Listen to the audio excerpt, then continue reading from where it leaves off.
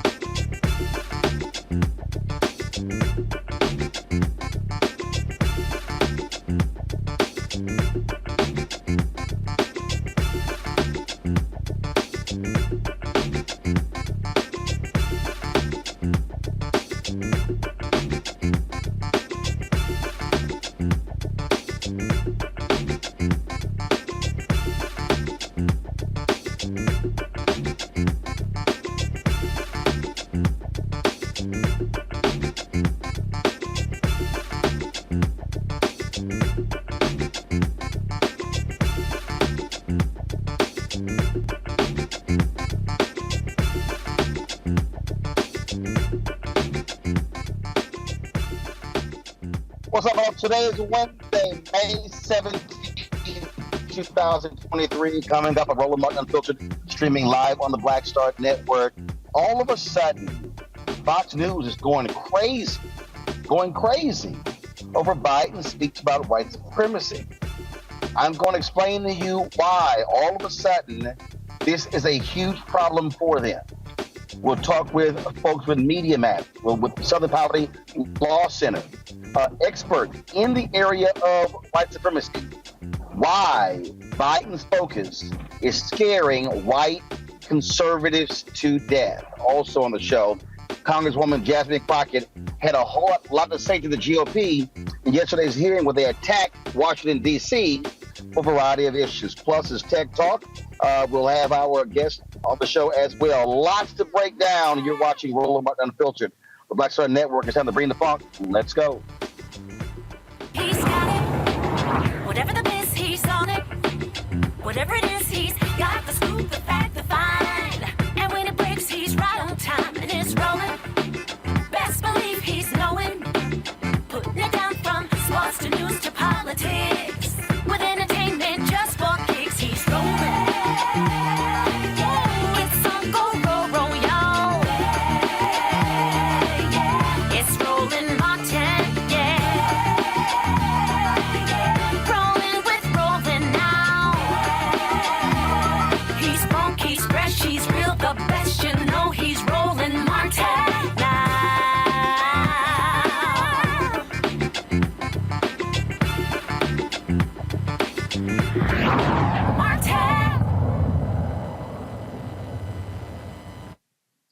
the last 2 days, folks, I've been breaking down methodically Fox News and white conservatives being angry, just angry at President Joe Biden because he chose to speak about white supremacy in his commencement speech to Howard University on Saturday. They are angry that he was talking to black people. Now, Harris Faulkner, Rachel Campos Duffy, Will Cain, Peter Hegseth, all of them, they all been lying, claiming that, Biden hasn't discussed this in other places. He has. But you got to ask yourself the question, why is this hit dog hollering? Why are they so upset? Well, yesterday, Jesse Waters, angry and upset, and he actually had the audacity to try to have some advice for black people with his race-baiting self. Watch this fool. Biden didn't talk like this in the 80s, the 90s, and the 2000s. In fact, it was just the opposite.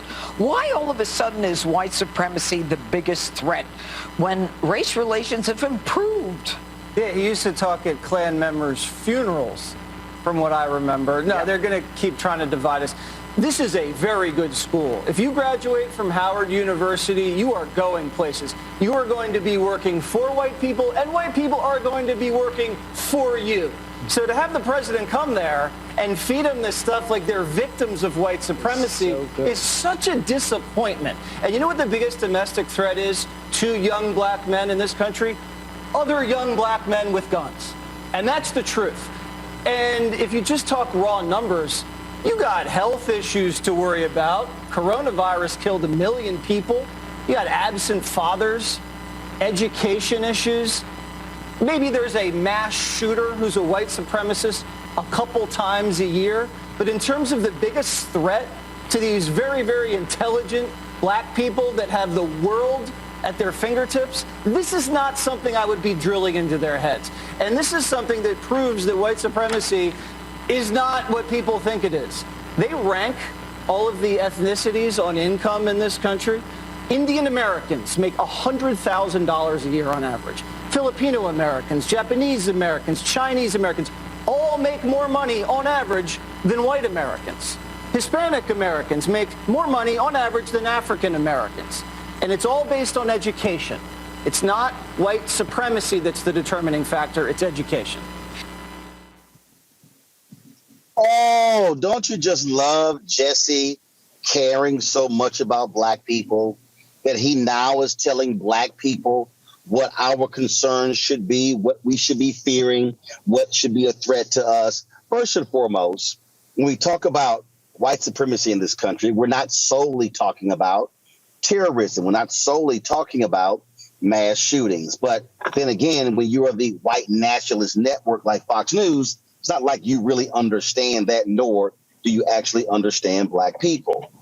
Now, again, you need to understand the strategy and how they operate. Will Cain, who is now hosting this week for the 8 o'clock hour after they fired Carlson, he was talking to Nikki Haley, okay? The same Nikki Haley who supported the Confederate flag when it was up in South Carolina, and she felt there were bigger issues to focus on. So who does she decide to blame for this dramatic increase in white nationalism and white domestic terrorism? Oh, the black guy, President Barack Obama. Why do politicians insist on dividing us and seemingly pushing us toward a race war? You look, inflation's running rampant. You've got wokeism in schools. You've got crime at all-time highs. You've got, illegal immigrants, the totally open border. You've got China on the march. And that has nothing to do with race. And the idea that he brought up white supremacy goes back to exactly what you said. It started with Obama. Now it's with Biden. The leftists insert race into everything. And all that does is pit people against each other, and it doesn't allow us to get to any solutions. So their answer to everything is to blame everybody. Oh, so Nimrata, she actually is trying to blame Obama. It was his fault. Oh, and the left injects race.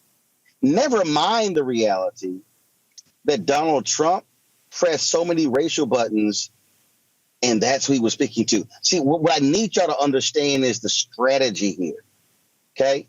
What they're angry about, and I need you to listen to me very carefully, okay? What they're angry about, they do not want to see a significant black turnout in 2024. So what they're doing is they're attacking Biden, even though this has not been the first time, and listen to me clearly, this has not been the first speech that he's given where he mentioned white supremacy. He literally gave it in the State of the Union. What they're angry about is that he talked about it to a group of highly educated black folks. What they're angry about is that he is speaking to an issue that we know resonates with black folks, because those students had to deal with a bomb scare on the campus of Howard University. Yesterday, Jackson State, bomb scare. Today, Prairie View A&M University evacuated because of a bomb scare. Listen. So what they're freaking out about, they are freaking out is because they want to see black voter turnout go down. I want to see black folks turning out in significant numbers. And so I need you to understand strategy. And then you have Elon Musk, from South Africa apartheid, that Elon Musk who made his money off daddy making a lot of money in racist South Africa. He took offense to the shooter in Allen, Texas, being called a white supremacist. And Musk goes, "How dare you?" in an interview on CNBC. Listen. You link to somebody who's talking about the guy who killed children in a mall in Allen, Texas.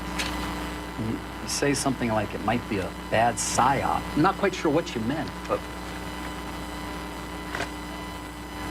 In that particular case, there was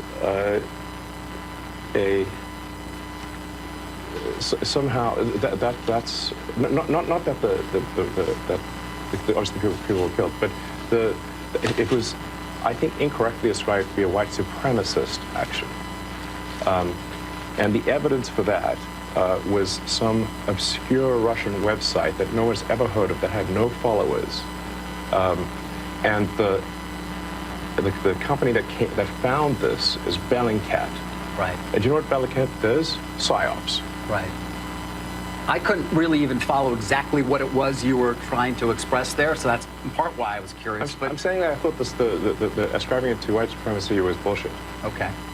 And that the information for that came from an obscure Russian website and was somehow magically found by Bellingcat, which is a company that does PsyOps. And there's no proof, by the way, that he was not. There's no. I would say that there's no proof that he is. And that's a debate you want to get into on Twitter? Yes. Because we should not be ascribing things to white supremacy if it's false.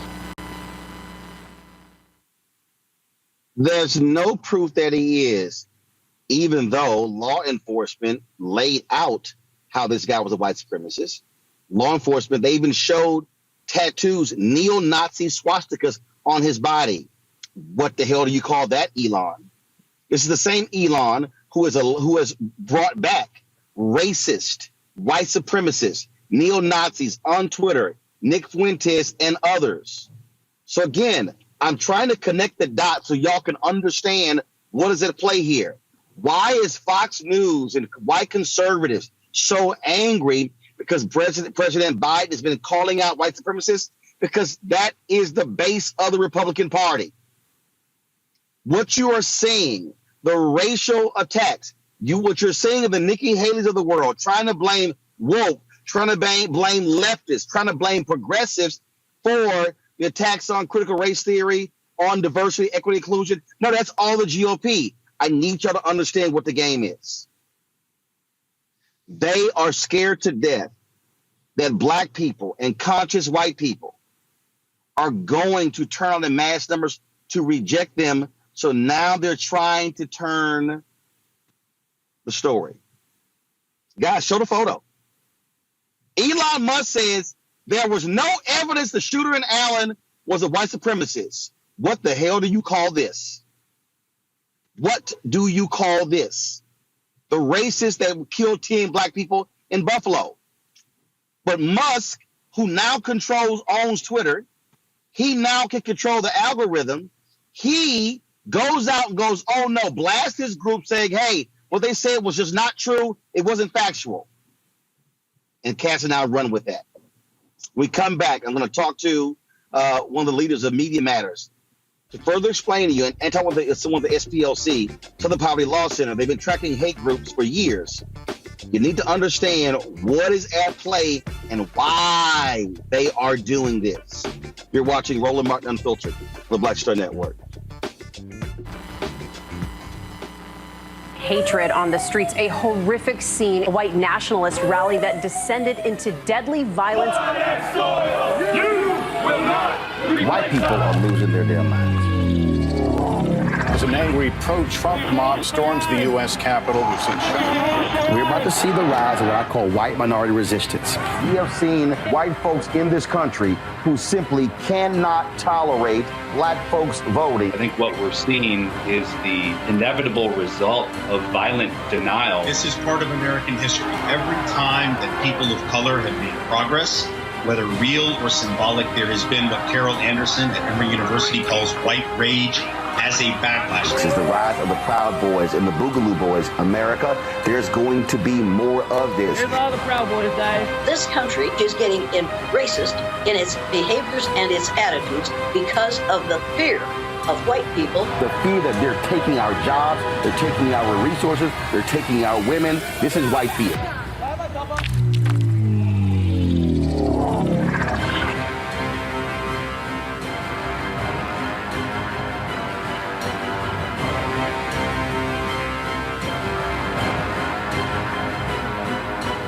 Black Star Network is here. Oh, no punch! I'm real revolutionary right now.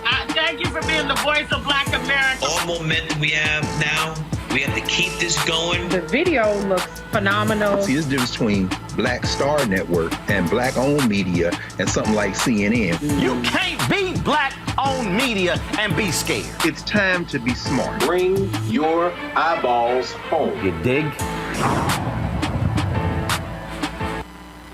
My name is Charlie Wilson. Hi, I'm Sally Richardson-Whitfield. And I'm Dodger Whitfield. Hey everybody, this is your man Fred Hammond, and you're watching Roland Martin, my man, Unfiltered.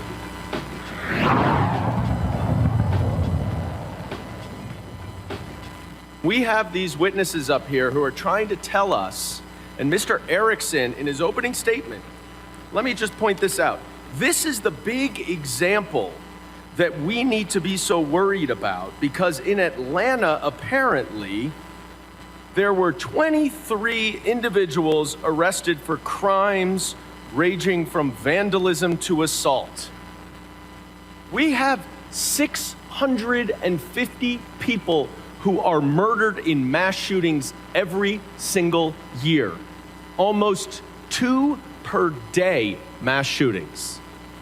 Sorry, 600 mass shootings. Far more people. And we're supposed to be talking here about vandalism. Give me a break. You can't even say, you can't sit here, Mr. Erickson. You were an employee of the Department of Homeland Security. And I want to get to that in a minute. You can't even acknowledge what your own agency said, that the biggest domestic terror threat is white nationalism, white supremacy. You're trying to get us, gaslight us up here as if Antifa, which Mr. Rosas, apparently the expert now in organized terrorist activity, has overruled the FBI director who says, there's a headline, says Antifa is an ideology, not an organization. No. Let's not listen to the FBI director. Let's listen to, sorry, what's your title? Senior writer at Town Hall, who is going to tell us that the FBI director is wrong. And I'd like to introduce, there's no question. I'd like to introduce, by unanimous consent, an AP article saying the FBI director says Antifa is an ideology, not an organization.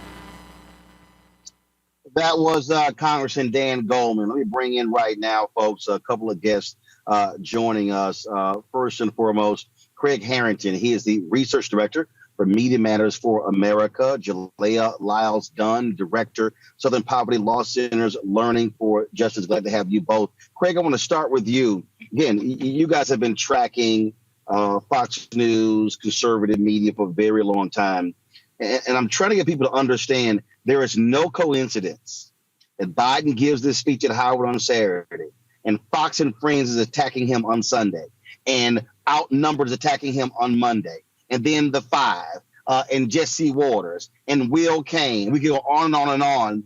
And so this tracks with Ben Shapiro. We can go on. It tracks with what the right wing does, how they, again, marshal their forces, all of a sudden talk about the very same thing.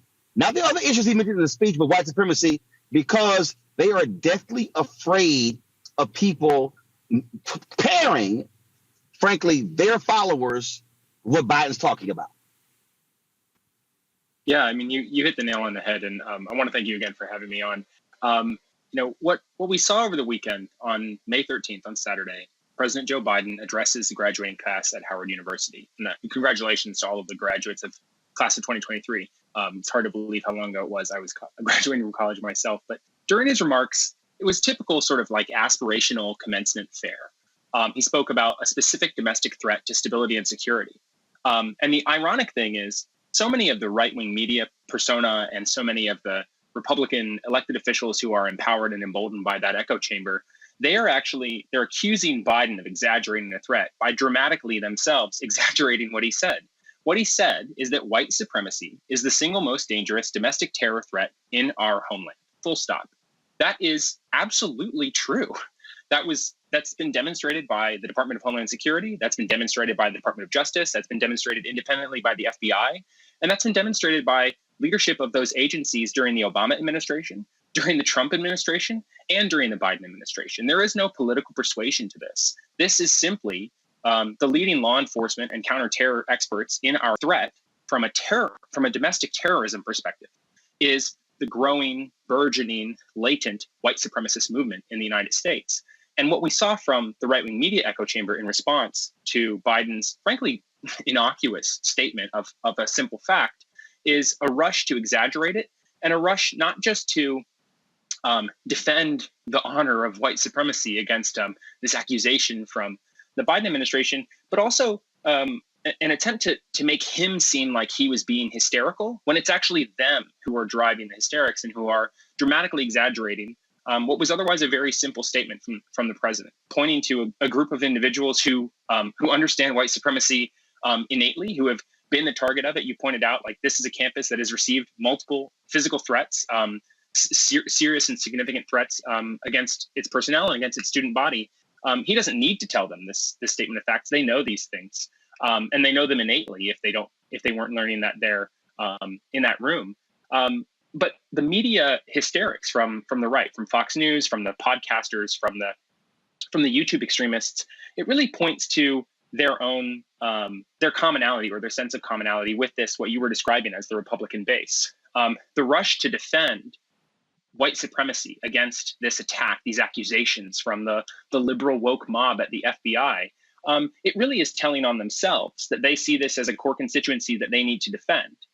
In addition to the electoral and political calculus that they're employing, where the hope is to imply that Biden is somehow racially divisive and the support of these future Black voters in 2024. We're also seeing the same rallying effect where they're kind of trying to defend their own voting base against these accusations. It's interesting to see how many people, when they hear white supremacy being lamented, they feel that innately. They feel like it's a personal attack to themselves, and rather than reflecting on how they feel so personally connected to white supremacy, they instead deny that it's something that even exists. See, Jalea, what I find to be interesting, Senator Tommy Tuberville, truly one of the dumbest members of Congress, when he criticized, when he talked about the military trying to root out white nationalism, he goes, well, my problem is, he said, when I hear white supremacists, they're talking about MAGA. Hit dog hollering. And so what we're actually hearing, the fact that they are responding so viciously really what they're responding to is he's talking about you. And that's why they're ticked off. I think you're right there. The big lie, I hate to use that term again, but the big cover up, let's use that, is to say that white supremacists are a certain group or a certain way, or is this look and it looks this way, and we're only seeing this what isn't real. It's real. People live this. It's injustice. It is oppression. It's how systems interlock to make one population higher and higher in a higher level or higher importance than other populations. We know non-white populations, Black and brown communities are at the bottom when it comes to white supremacy. So that's what they want to present. They say we're teaching that in schools. We're not teaching that. It is how people live. It's how we are showing up in life. This is how your systems have put people on the margins. They have pushed people out from voting. They have disenfranchised populations. It is all that in play. It is interlocking systems of oppression. It is injustice. It's all of that. It is so complex because our system of this country has intertwined white supremacy in a way where it goes throughout in every system, whether it's education, whether it's the voting system, whether it is the prison system. It is every system across our country. It is our electoral system. It's everything. White supremacy shows its head. And so to now pretend like it is one thing, it's not another thing. It is America. It is how we built this country. Until we come to truth about what this country and how this country was built, be honest about the race consciousness and grapple about what we're dealing with and then find reconciliation around it, we're going to always have this conversation. We're going to always have this argument. We're going to always have one side saying, this is what really is happening, and sounding crazy as they did in those videos. And as you said, other senators who want to uplift this type of nonsense. But it's two different stories. And no one is agreeing on the real story. There is a real story at play that really happened in this country that really is built on the system of white supremacy, on the legacy of white supremacy, and we're still trying to dismantle it.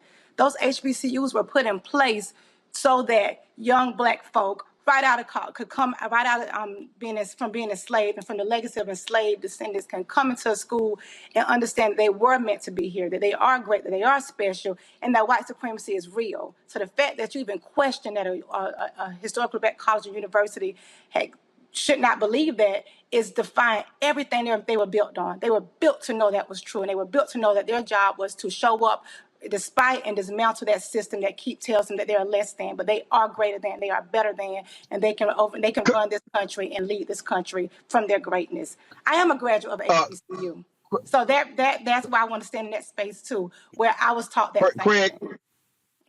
Craig, the thing here, and again, what I need people to understand, it's the narrative. It's the setting of the narrative. That's what Fox News is doing, and so what they're trying to say to all of their white listeners, because they don't have many Black people who are watching them. They're trying to say they're attacking you, they're coming for you.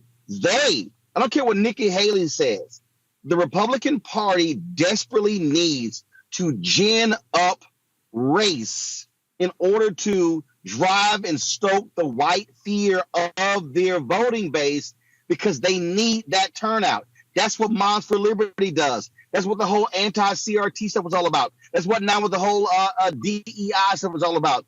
Fox News wasn't covering these races. They were marching in Washington, D.C. on this weekend because they know that's who watches them. Yeah, it's very interesting that you pointed out, you began this sort of segment by highlighting Jesse Watters. Jesse Watters, the rumor mill is churning here about Fox News. Jesse Watters seems to be one of the primary beneficiaries of the downfall of Tucker Carlson late last month. Tucker Carlson ran what we had derisively coined as the white power hour on Fox News. In that 8 p.m. time slot, he was the most divisive. He was the most outrageous and probably the best performer of white supremacy and this sort of treating racism as something that is an accusation against white people as opposed to a problem in our society that ought to be handled systemically. Jesse Watters is the one who seems to be the most likely to succeed and benefit from Tucker Carlson's downfall, and he is really kind of stretching his wings, stretching his legs, so to speak, and getting himself spooled up for the role. He already has a primetime show, but he has been using this this launching pad from The Five, this talk show that is one of their most popular programs, into his primetime segments, where he is really, really leaning into this rhetoric. This seems like it's going to become his hobby horse, and it's his area that he can own and he can drive and he can gain more viewers. He can sort of succeed Tucker Carlson as the intellectual leader of Fox News. And that's really scary, because not only is Jesse Waters like himself quite mediocre and terrible, and someone who espouses truly horrible viewpoints, but he's someone who is absolutely an opportunist and who's willing to reach for whatever is available to him to chase down the next brass ring and to climb the rungs of power at Fox News. And it's very likely that he'll be the successor, intellectually and otherwise, of Tucker Carlson in that sort of like primary white supremacist role. And it's important to think here, Fox News isn't a news outlet. They're not a media organization. They are a political apparatus. They're not the communication arm of the Republican Party. They're the party. And Tucker Carlson ran the party in 2022, kind of ran it into the ground. Then he cost his boss $800 million, so they threw him out. But if Jesse Waters is the guy who's going to be steering the ship in 2024, he's not the brightest bulb in the bunch, so he might drive them into the rocks or into a brick wall the same way Carlson did. But the road to that end is going to be very scary, because there's really no third rail for him. He will touch anything. He will say anything. If it gets in those viewers and it gets in the numbers. Indeed. Craig, with Media Matters, we appreciate it. Thanks a bunch. Jalea, I appreciate you joining us, Craig. Jalea, I got about 1 minute left in the segment. I want to give you the final comment. Y'all track these white supremacist groups, and the reality is the numbers don't lie. We are seeing a dramatic increase. They are reaching out to next generation because they are pressing the white fear buttons. Absolutely. And the groups are growing. You're so right. And the types of groups, the radicalization of younger people, the radicalization of folk that you wouldn't have thought would be around the table, that traditionally wouldn't be considered white supremacists, is being tracked this year. We have new reports coming out soon. You should stay tuned of who we have tracked in our states and across our country at this point. And the numbers are increasing, and they're increasing in different ways and across different topic types. So this is real. This is happening. We are not making it up, and it's our job to make people know, to be aware, to be clear, and to not believe whatever junk and these well-funded political media systems have put in place. Because it's not. This is real, and it's real life, and it is a danger to our democracy and to our country. Indeed. Jalea of the SPLC. Michelle, appreciate it. Thanks. Thank you. Want to thank Craig for joining us. Folks, we come back. I'll talk to my panel about this very issue. Again, I'm trying to warn you what's going on here, folks. This is all about electoral politics. You need to understand why they are so angry, and we must be prepared to exercise our power. You're watching Roland Martin Unfiltered right here on the Black Star Network. That was a pivotal time. I remember Kevin Hart telling me that. He's like, man, what you doing, man? You got to stay on stage. And I was like, yeah, well, I'm young, thinking, like, I'm good. And he was absolutely right. What show was you at the time? This was one-on-one. Got it. During that time. So you're doing one-on-one, going great, you making money, you like... I'm like, I don't need to leave. I don't need to leave from, Wednesday, Thursday to Sunday. I didn't want to do that. It was just like, I'm going to stay here. Or I didn't want to finish work Friday, fly out, go do a gig Saturday, Sunday. I was like, I don't have to do that. And I lost a little bit of that hunger that I had in New York. I would hit all the clubs and run around. Sometimes me and Chappelle or me and this one or that one, we'd go to the Comedy Cellar at 1 in the morning. And, that was our life. And we loved it. You do 2 shows in Manhattan, go to Brooklyn, leave Brooklyn, go to Queens, go to Jersey. And I got complacent. I was like, I got this money, I'm good. I don't need to go chase that, because that money wasn't at the same level that I was making, but what I was missing was that training. Yes. Was that. And it wasn't the money. It was the money. It was that's what I needed.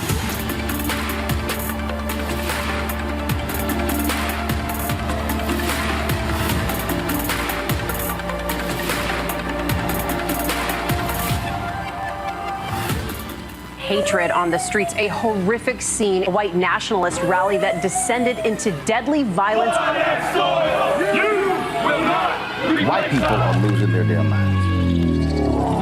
As an angry pro-Trump mob storms the U.S. Capitol, we've seen shootings. We're about to see the rise of what I call white minority resistance. We have seen white folks in this country who simply cannot tolerate black folks voting. I think what we're seeing is the inevitable result of violent denial. This is part of American history. Every time that people of color have made progress, whether real or symbolic, there has been what Carol Anderson at Emory University calls white rage as a backlash. This is the rise of the Proud Boys and the Boogaloo Boys. America, there's going to be more of this. Here's all the Proud Boys, guys. This country is getting increasingly racist in its behaviors and its attitudes because of the fear of white people. The fear that they're taking our jobs, they're taking our resources, they're taking our women. This is white fear.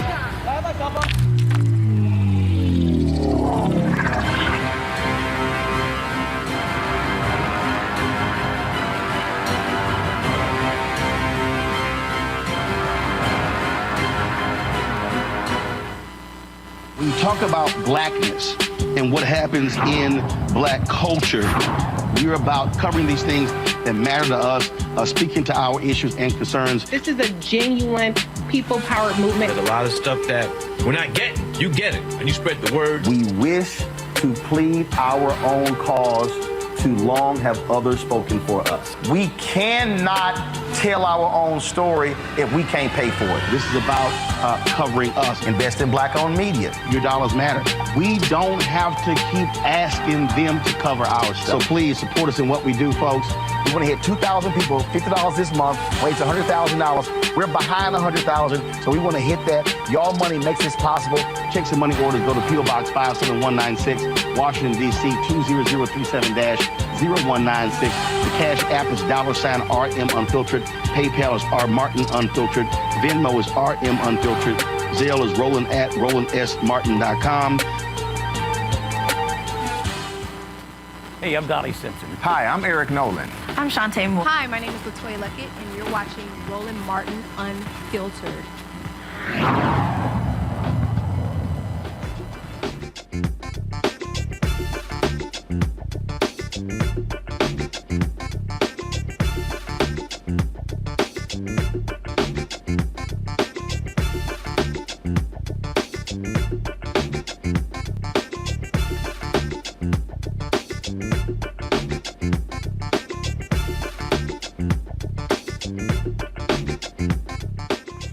All right, folks, introducing our panel, Robert Patillo. He is the host, People, Passion, Politics, News and Talk, 1380 WAOK in Atlanta. Joe Richardson, civil rights attorney out of Los Angeles as well. Glad to have both of you here. Rebecca Carruthers also joins us. She, of course, based here out of D.C. And, of course, one of our fair elections experts. She's VP for the Fair Elections Center. All right, so Robert, I want to start with you. So again, I'm always looking at connecting the dots. I'm always looking at how these things are all interrelated and how these things move. And when you see the right wing all of a sudden start saying the exact same stuff, it's as if a massive memo went out. It was called like red alert, everybody, all hands on deck. Attack Biden and white supremacy. Oh, that's not as if what's happened. That's what happened. I got the email. I'm still on a couple of their email lists. And that's exactly what went out, because they see this as an opportunity, because what they believe is that white America is so afraid of anything that involves doing anything for black people that this is a political win for them. Tommy Tuberville wouldn't come out and say that he supports white nationalists if they had not already had a meeting and done polling showing that white Americans very much support that conceptualization. You will not see this kind of circling of hands around individuals and pushing forward this, things that used to be taboo in American society as now being mainstream in Republican politics. Republicans used to at least lie. about being against diversity, equity, and inclusion. Now they pass laws about being against diversity, equity, and inclusion. Imagine a governor 10 years ago or 20 years ago coming out like DeSantis did this week and saying, I want to stop diversity in college education in my state. They would have roundly been run out of American politics, but today, because they've tribalized white politics so much, now that is a benefit to them. So this is not some kind of error. This is a planned electoral strategy that they believe helps them. And I want to key in on what that interview with Elon Musk was about. Because Elon Musk, we treat him as if he's just your normal, crazed billionaire. But in reality, he is the world's largest welfare queen.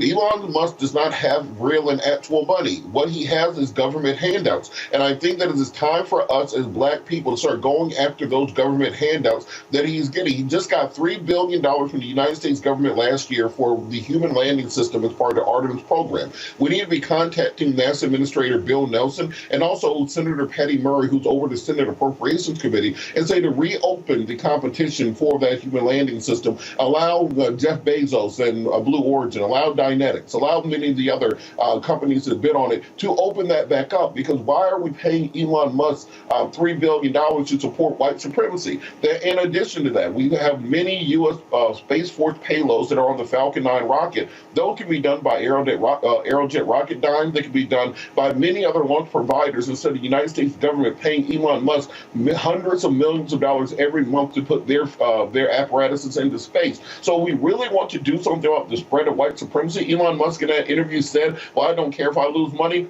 Let's see it. Let's find out, because we should not be using American tax dollars to support white supremacy. So we got to put our foot down when it comes to people like Elon Musk. Rebecca, the point Robert makes there, they now know Donald Trump has allowed them to openly embrace white nationalism. You literally have white supremacists who are in Congress. When you listen to Marjorie Taylor Greene, white supremacist. When you listen to Lauren Boebert, white supremacist. Paul Gosar, Andy Biggs. Gosar spoke at the conference of white nationalist Nick Fuentes and has staff members who are on his staff right now. A new report came out that is aligned with him. These are simple facts. The Republican Party knows white nationalists, those are their voters, and they want no one attacking them. Roland, this is about power, and it's about money as well. Because Fox News and some of the other platforms that participated in this coordinated effort to fight back against President Biden calling out white supremacy as one of the greatest threats to America, they all make money off of peddling white supremacy.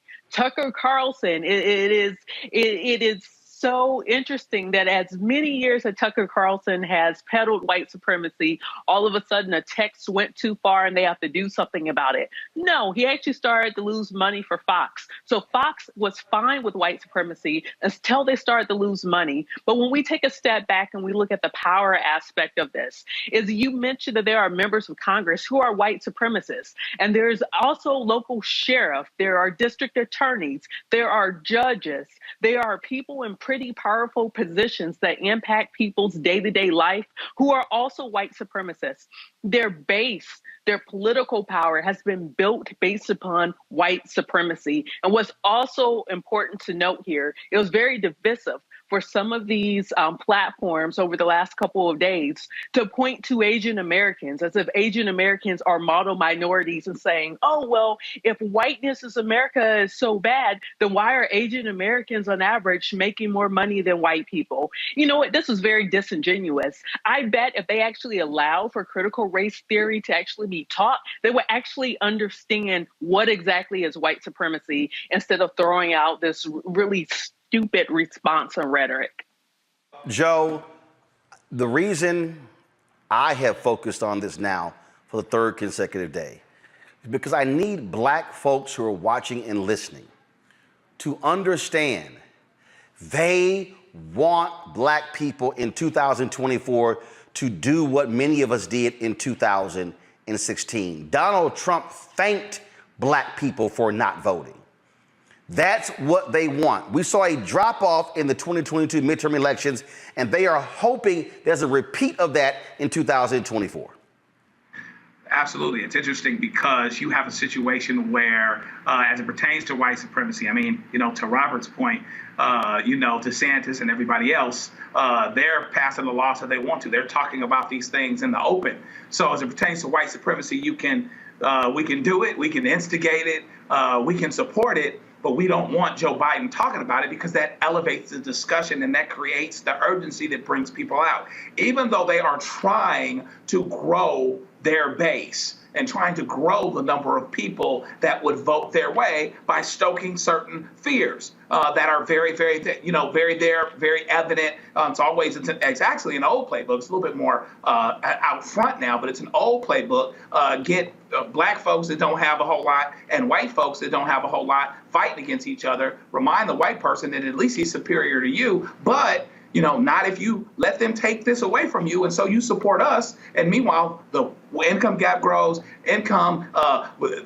those that have and have not grows, and hopefully, it's a two-step plan. Draw out more of their voters, but Republicans tend to lose high turnout elections. You've still got to suppress. You still got to keep people from voting. Republicans aren't trying to go get black people's votes anymore, if they ever were. What they're trying to do is keep them home by hook and by crook. You either get rid of the urgency, which Biden goes against, by talking about what he's talking about and elevating the discussion, particularly with people that are educated, or you suppress them so that they can't vote, so that millions of them are disfranchised. And so elections that are decided by the smallest margins, you end up winning instead of losing. And so, yeah, that's the whole point, is to, by hook and by crook, win these elections, keep people from voting, either through a lack of excitement, a lack of urgency, or a lack of ability through the laws that you pass, and at the same time, draw out your voters so that you can continue to get across.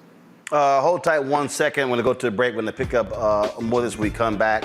And I'm going to also show you again, that story about Paul Gosar, the congressman from Arizona, staff members having ties to white supremacists. How you had individuals who were running in the midterms who wanted to be governor and Secretary of State and Attorney General who are aligned with white supremacists, openly avowed white supremacists. I'm telling y'all, this ain't no joke. Don't sit here and play games here. These people absolutely want to hold power, and they are afraid of being called out. You're watching Roland Martin Unfiltered on the Black Star Network. YouTube folks, hit that like button. Also, download the Black Star Network app, Apple phone, Android phone, Apple TV, Android TV, Roku, Amazon Fire TV, Xbox One, Samsung Smart TV. Also, join our Bring the Funk fan club. Your dollars make it possible for us to do what we do. Check in money orders. Go to P.O. Box 57196, Washington, D.C. 20037-0196. Cash App, $RM Unfiltered. PayPal is R Martin Unfiltered. Venmo is RM Unfiltered. Zelle is Roland at RolandSMartin.com. Roland at RolandMartinUnfiltered.com. We'll be right back. On the next A Balanced Life with me, Dr. Jackie, we're talking about leveling up, or to put it another way, living your very best life. How to take a bold step forward that'll rock your world. Leveling up is different for everybody. I think we fall into this trap, which often gets us stuck because we're looking at someone else's level up journey, what leveling up means to them. For some, it might be a business venture. For some, it might be a relationship situation, but it's different for everybody. It's all a part of A Balanced Life. That's next on Black Star Network. Next on the Black Table with me, Greg Carr. We look at one of the most influential and prominent Black Americans of the 20th century. His work literally changed the world. Among other things, he played a major role in creating the United Nations. He was the first African American and first person of color to win the Nobel Peace Prize. And yet today, he is hardly a household name. We're talking, of course, about Ralph J. Bunche. A new book refers to him as the absolutely indispensable man. His lifelong interest and passion in racial justice, colonialism. And he saw his work as an activist and advocate for the Black community here in the United States as just the other side of the coin of his work trying to roll back European empire in Africa. Author Cal Rostiala will join us to share his incredible story. That's on the next Black Table, here on the Black Star Network. Hello, everyone. It's Kiara Sheard. Hey, I'm Taj. I'm Coco. And I'm Lily. And we're SWB. What's up, y'all? It's Ryan Destiny, and you're watching Roland Martin Unfiltered.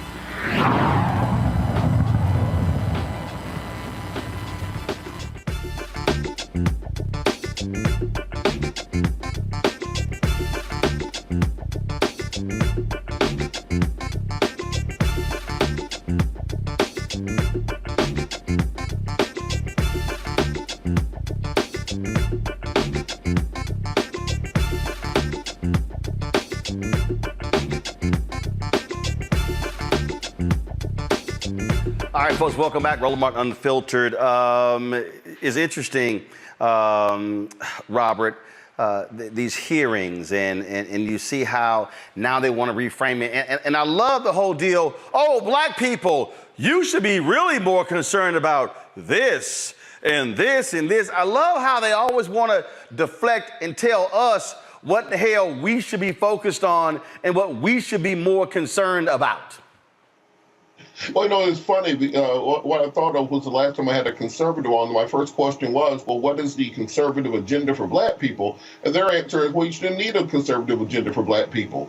So they don't want to actually have an agenda that benefits the black community. They want to continue to uphold and support white supremacy. But then when you have somebody like Joe Biden talking about the issue, because let's not pretend Joe Biden has been, you know, the end-all be-all for black folks when it comes to things such as criminal justice reform, when it comes to issues on police reform, when it comes to many things that they put in the agenda in 2020 that we thought we would have right now, but at least he's willing to speak to the issue. And in the last several weeks, we've seen many things the Republicans were counting on to kind of bring Biden down not work. People don't really care that much about Title 42 ending. People don't really care that much about the Bureau report. The economy is going great. The 3.4% unemployment rate. You're looking at gas prices that are $1 lower today than they were a year ago. And because of that, they have to find new things to try to run on without actually having any policy. So their entire campaign strategy for 2024, they're showing you right now, it is going to be stoking the racial fears of white people. They're trying to scare the hell out of white people enough that they can bring Trump back into office. And it's our duty, our job, to make sure that doesn't work. I mean, Rebecca, this is why I wrote this. I mean, and it's amazing. All of these mainstream media folk don't want to have a brother on talk about it. And I'm sitting here going, don't y'all see what's going on? This is playing out in front of your face. But again, the problem with white mainstream media, which I wrote about in the book, White Fear, they are part of the problem. Those executives, those producers, they don't like the fact that this is also talking about them, even some of them who are progressive, so-called. Well, you know what's really interesting here? It's not good enough to speak out against white supremacy. If you're not actively anti-racist, you are a problem in America. You are a part of the problem, whether you are black, whether you are white, whether you are Hispanic. You have to be actively anti-racist. And so what's really interesting when you think about how important communications and media is in a country, if we're trying to invade a country, one of the first things we do is try to take out the communications. If you're trying to control a country, the first thing you do is you take on and you run communications, i.e. you run media. So if you are committed to white supremacy in this country, then the number one way that you're going to show that commitment and push forward white supremacy is through media, through communications, because that's how you talk to the masses. So what we see here is that there are folks within mainstream media who have a vested interest in white supremacy because it's how they get their views, it's how they get their power, it's how they make their money. Is one reason why we see a particular network that decided to do a unfettered town hall with Donald J. Trump, who we know to be a white supremacist, without actually asking the follow-up questions or even framing the town hall in a way that would actually hold him accountable for many of his misdeeds while he was in office and the misdeeds since he's been out of office. So there's too much money and too much power to be had in white supremacy.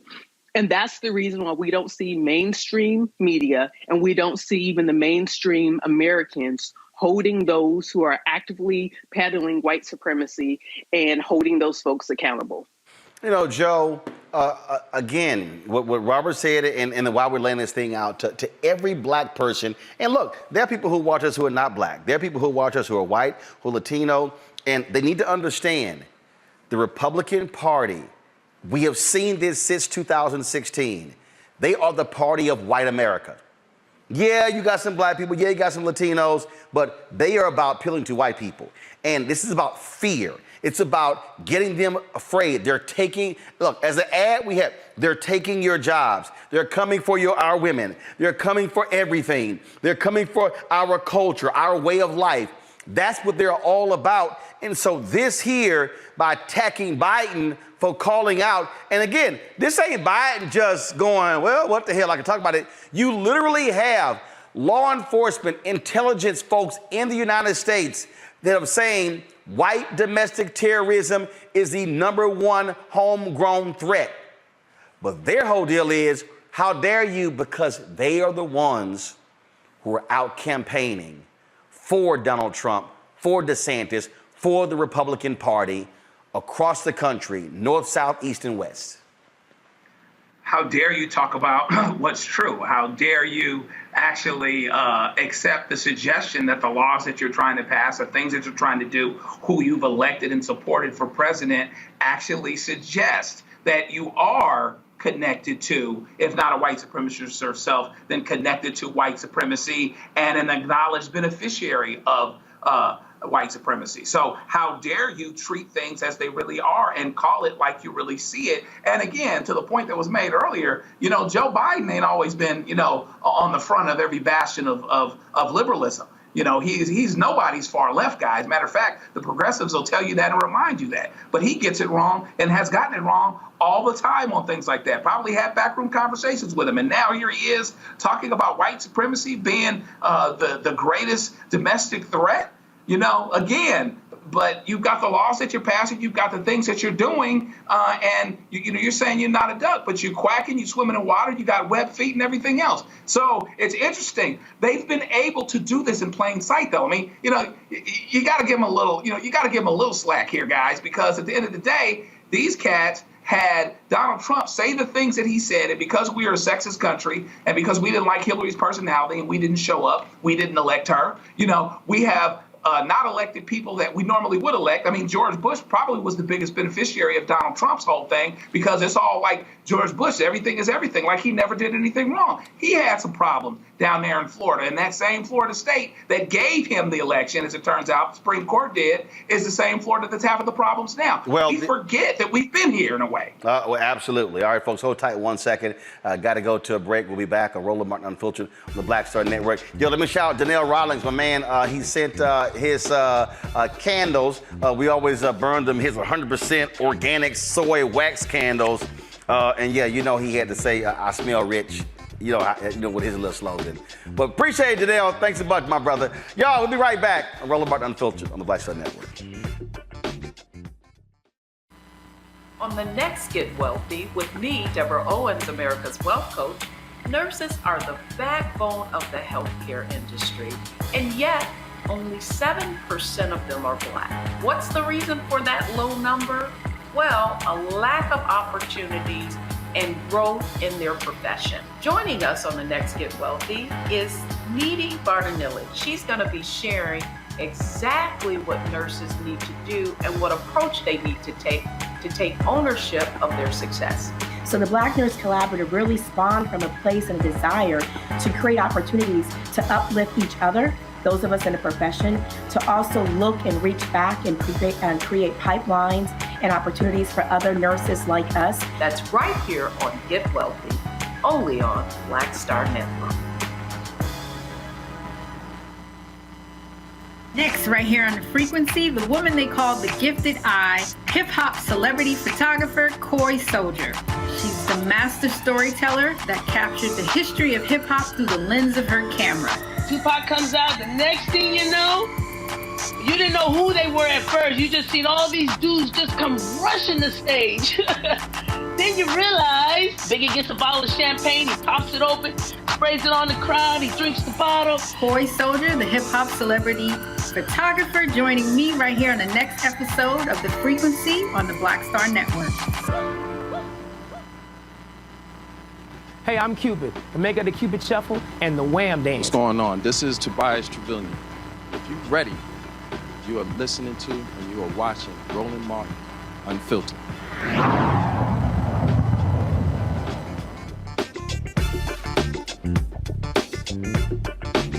All right, so the GOP in their whole crime, they've been attacking Washington, D.C., attacking Muriel Bowser, saying they don't know what the hell they're doing. Well, there was a hearing yesterday on Capitol Hill and was more the usual.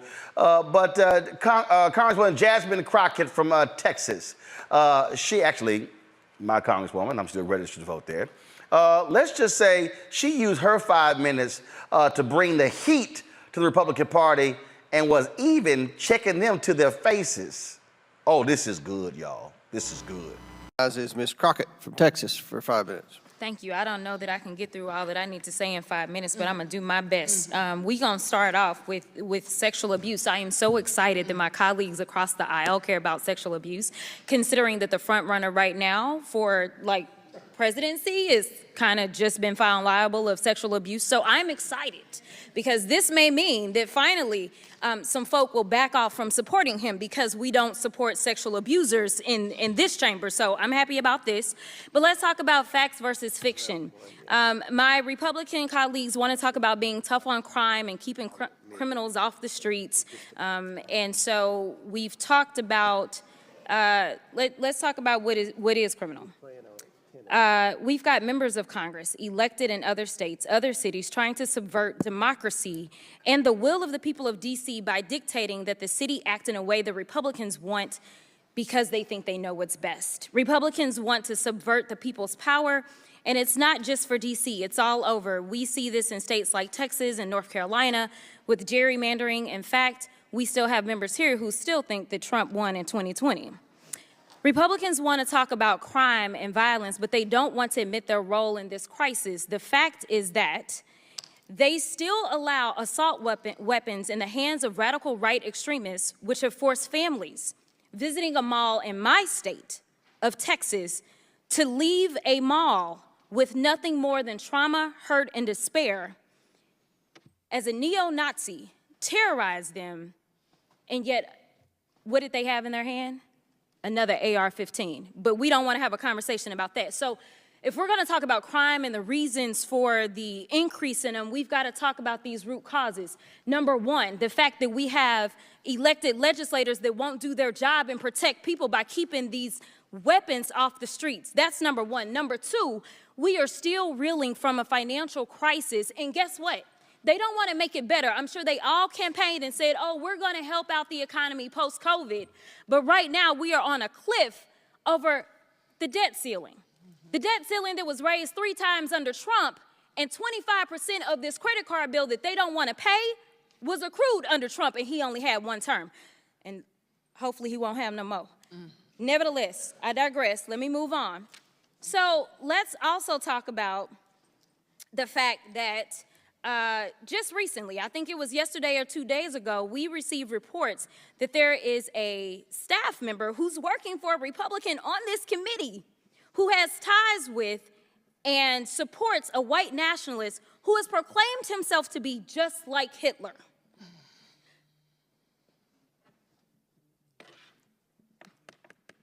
I don't really know what to say, except for the fact that this is a farce, all right? Because the fact is, we've got an increase in crime all over.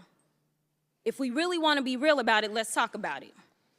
We're talking about D.C. right now, but the murder rates in red states like Louisiana, Mississippi, Alabama have statistically exceeded those in blue states like Illinois, New Mexico, and Michigan every year since 2000. But since my colleagues feel the need to meddle in local affairs of D.C., then let's look at where there might be issues. To be clear, DC doesn't control most of its own post-arrest criminal justice system. Instead, the federal government administers most of it. So I have a few questions, yes or no, for you, Mayor Bowser. The federal government, not DC, has the authority to prosecute nearly all crimes committed by adults under DC law. That's correct. The federal government appoints judges to the local DC courts. That's correct. The federal government has jurisdiction over community supervision and adults charged or convicted of DC crimes. That's correct. The federal government has jurisdiction over the incarceration of adults convicted of felonies under DC law. Correct. Lastly, Mayor Bowser, isn't the federal government responsible for parole and supervised release of people convicted of felonies under DC law? Yes. Thank you. The fact is, my Republican colleagues want to talk about keeping DC streets crime-free. They can't even keep the halls of Congress crime-free, because we gonna talk about this, because I got 24 seconds. My freshman colleague has just been indicted on 13 counts, 13 felony counts, right? But have they exhibited any courage to say, you know what, we will disallow this in our body. We will make sure that we expel this individual. They have not. So what I don't want to hear is that they care about crime, because if they did, they would start by cleaning up our own house and mind our own business instead of coming after DC. So thank you so much for your time. Thank you, Congresswoman. Ooh, Rebecca, she was lit.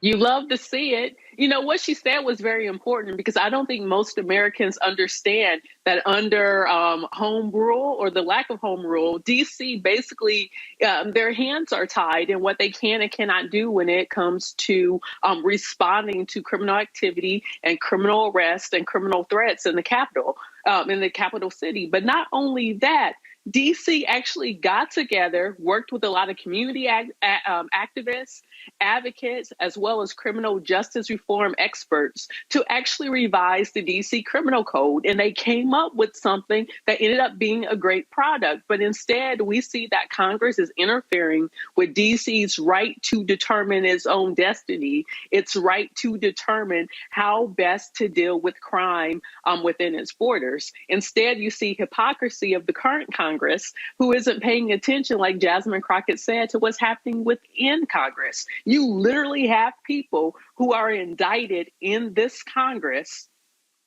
but this Congress isn't doing anything. I think it's time for Speaker McCarthy to let us know, are you pro-crime or are you anti-crime? They keep asking Democrats who are running for office in cities across the country if they're going to be hard on crime or soft on crime. I think it's time to ask Speaker McCarthy, are you going to be hard on crime or are you going to be soft on crime? It was just hilarious just watching these nutcases, Joe, just drawing on and on and on. And when Representative Crockett lays it out, they're trying to blame DC for something the federal government has control over. And guess what? They run government. Yeah, I mean, it's interesting. Perhaps prophetically in other parts of the country where there's a lot of black majority rule, potentially, the state is now changing things where they can come in and governor appointed folks can take over for judges, can remove DAs, et cetera, et cetera, et cetera. But the fact of the matter is, in DC, they already have that control. They actually already get to sign off and have final say on much of what goes on in D.C. And so here comes D.C. with a plan that lends toward responsible self-determination, which is what they've been looking for a long, long time. And really, they reject it out of hand just because they can. So, so how are they not responsible, though, if they're the ones that have the last say? So D.C. created its own problems, but D.C. doesn't actually get to enforce and bring about its own rules. You can't have it both ways. And if you are anti-crime, if you are hard on crime or whatever else, start in your own body. You got some straight up thugs up in here walking up and down the hallways, and you won't kick them because you're concerned that you're going to lose a seat in Congress. So, you're going to have to figure out what it is that you're going to do and walk this walk that's related to this talk. Because at the end of the day, ultimately, DC is not in its own hands the way that it wants to be and desires to be. Why don't you let DC be in its own hands? And then once DC messes up, now you can start to make that a political thing and blame them. But if it's all laid at your feet and you're all ultimately responsible for it anyway, how are you pointing fingers at DC saying it's your fault, even though I'm in charge? And you know what, Robert? I mean, there are some dumb people, but there's no doubt in my mind that one of the absolute, undeniably dumbest people, now that Louis Gohmert is no longer in Congress, is this fool Clay Higgins from Louisiana. I mean, listen to this hick. You think Boebert and Marjorie Taylor Greene are dumb? I think he dumber. He like Tommy Tuberville level dumb. Listen to this. You've just testified regarding your specific role, your personal role in the days leading up to January 6th in the D.C. National Guard. Do you have counsel present, ma'am? No. Do you wish to amend your testimony in any way regarding what you stated today? I do not. Very well. Mayor Bowser, you are the mayor of Washington, D.C., correct? I am. And Washington, D.C. is the capital of the United States of America, correct? It is. The Capitol is the home of the entire seat of our government, the executive branch, the legislative branch, the judicial branch. The president is here, the vice president is here, 435 congressional offices, 100 Senate offices, the Supreme Court. All departments of the government are headquartered here. All agencies are headquartered here. In your knowledge, you're a very intelligent American. You have a clear understanding of history. In your knowledge, ma'am, is there any other municipality in these United States that has access to our seat of government as the citizens of Washington, D.C.? Actually, they all have more access because they have voting members of Congress and I'll ask senators. you to restrict your answers to my question. So let's go there. Robert, they're like, let me remind you, no clapping allowed in hearings. Well, they were clapping because dumbass looked like a fool. Yeah, any first-year mock trial professor can tell you, when you're doing that type of quote-unquote cross-examination, don't ask open-ended questions and don't ask questions you don't know the answer to. You have to make sure you box them in so there's only one answer, which should be a yes or no answer. And he got, somebody out-lawyered him on the lawyering. I think he would end up very embarrassed. And this part of the issue that we have with Republicans right now, because as I mentioned earlier, you have the Durham report come out earlier this week or last week, talking about the issues with the FBI and using flimsy evidence to go after Trump. Okay, fine. And you have Republicans, people like Vivek, the guy running for president, can't pronounce his last name, some other members of Congress saying, we need to abolish the FBI. We need to abolish law enforcement. We have to abolish the Department of Justice. Well, if that is your view on law enforcement when it comes to somebody potentially abusing President Trump, well, what about the way law enforcement has been treating black folks in this country for the last 400 years? When we march and say that we need to do something about over-policing in America, they say that we're calling for defunding the police. But when Donald Trump literally says we need to abolish the FBI and federal law enforcement because they're coming after me for all my crimes, somehow that is backing the blue. That is being pro-law enforcement. These people don't think about things before they say them. They don't put any policy considerations into what they say. They don't care about hypocrisy or something stupid anymore. It's all about what plays well on conservative media, what makes a good soundbite for the next podcast you go on, what gets you on a television show, on a radio broadcast later on. And until we deal with this political situation of having these types of elected officials because of low black turnout, because we're not voting our population number to put these people out of office, we're going to continue having these situations with a menagerie of idiots running this country. Indeed. All right, y'all, going to a break. When we come back, More Roland Martin Unfiltered on the Black Star Network. Don't forget, YouTube, hit the like button. We should be way past 1,000 likes on the show. Then, of course, if you're watching on the app, we want you to hit that like and share button as well. Same thing with Facebook. Again, download the Black Star Network app for Apple phone, Android phone, Apple TV, Android TV, Roku, Amazon Fire TV, Xbox One, Samsung Smart TV. We also want you to support us. We're now Amazon News. Our 24-hour streaming channel is on Amazon News. You can watch it, folks, right there. Go to Amazon Fire, then go to Amazon News. We're there. You can also support us with your dollars. Send your check and money orders, P.O. Box 57196, Washington, D.C., 20037-0196. Cash App, $RM Unfiltered. PayPal, R Martin Unfiltered. Venmo is RM Unfiltered. Zelle, Roland at RolandSMartin.com. Roland at RolandMartinUnfiltered.com. And of course, be sure to get a copy of my book, White Fear, How the Browning of America is Making White Folks Lose Their Minds. Available at bookstores nationwide. Download your copy on Audible. We'll be right back.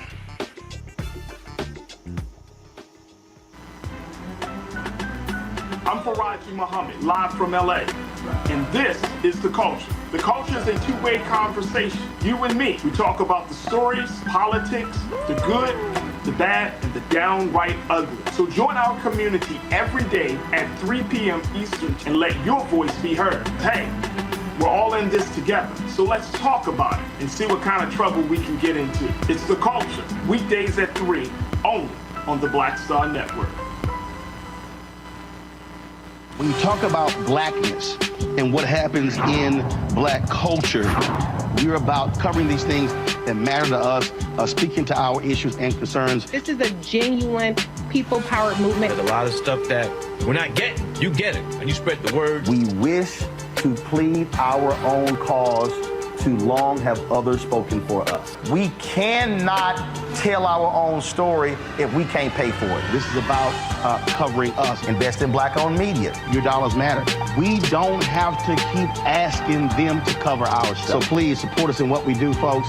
We want to hit 2,000 people, $50 this month, raise $100,000. We're behind 100,000, so we want to hit that. Y'all money makes this possible. Check some money orders. Go to P.O. Box 57196, Washington, D.C., 20037-0196. The Cash App is $RM Unfiltered. PayPal is R Martin Unfiltered. Venmo is RM Unfiltered. Zelle is Roland at RolandSMartin.com. Hi, I'm Gavin Houston. Hi, I'm Carl Payne. Hey, what's up, y'all? It's your boy Jacob Lattimore, and you're now watching Roland Martin right now.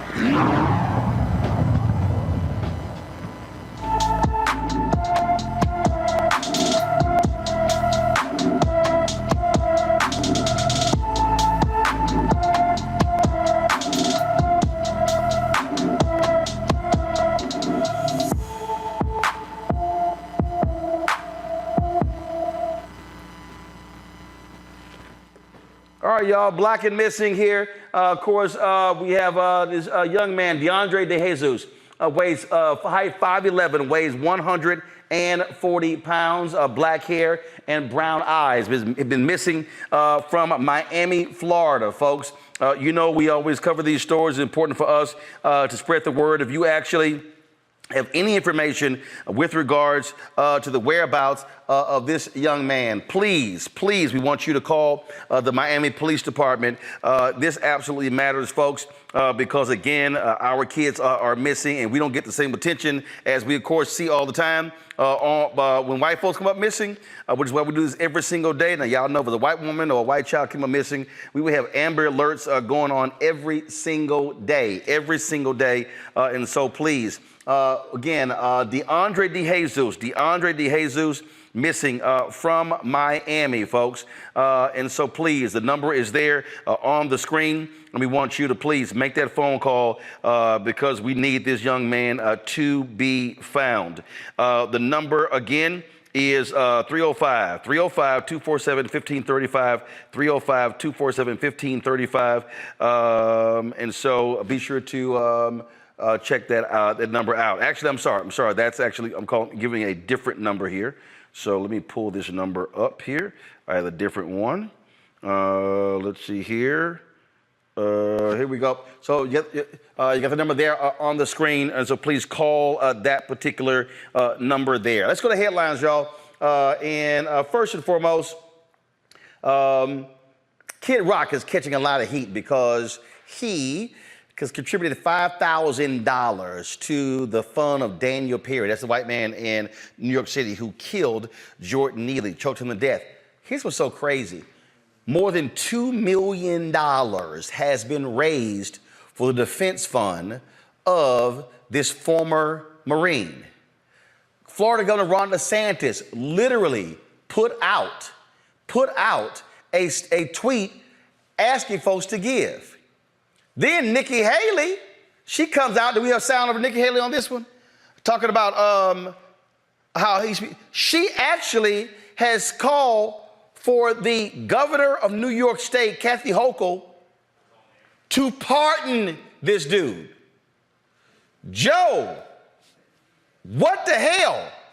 You got Texas Governor Greg Abbott being pushed by Tucker Carlson, and he says he's going to pardon the white man, the racist, who killed the white Black Lives Matter protester. Now you got Nikki Haley saying, oh, the governor of New York should pardon this guy. How all of a sudden is Daniel Perry now the latest Kyle Rittenhouse for the Republican Party? So we got it? All right, press play.